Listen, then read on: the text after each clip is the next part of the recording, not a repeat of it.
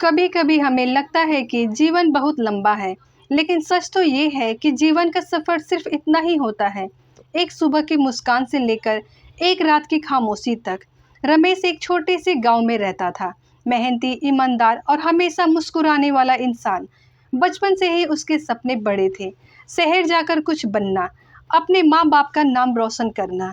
एक दिन उसने अपने पिता से कहा, बाबा मैं शहर जाऊंगा, बड़ा आदमी बनूंगा।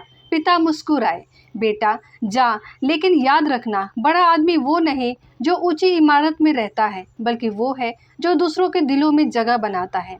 रमेश शहर पहुंचा, दिन रात मेहनत की, नौकरी मिली, पैसे कमाए। धीरे धीरे उसके पास सब कुछ आ गया, बड़ा घर, गाड़ी और नाम।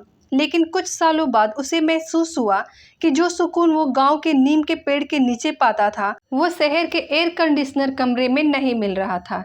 एक दिन वो गांव लौटा, माँ के आंचल से लिपट कर बोला, माँ मैंने सब कुछ पाया पर खुद को खो दिया।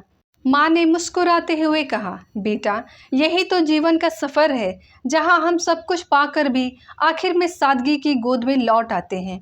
रमेश ने समझ लिया, जीवन का सफ़र बस इतना ही होता है, जन्म से मृत्यु तक नहीं, बल्कि समझ से सुकून तक का।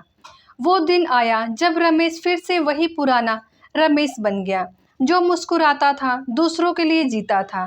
उसने गांव के बच्चों को पढ़ाना शुरू किया, गरीबों की मदद की और आखिरी में सबके दिलों में बस गया।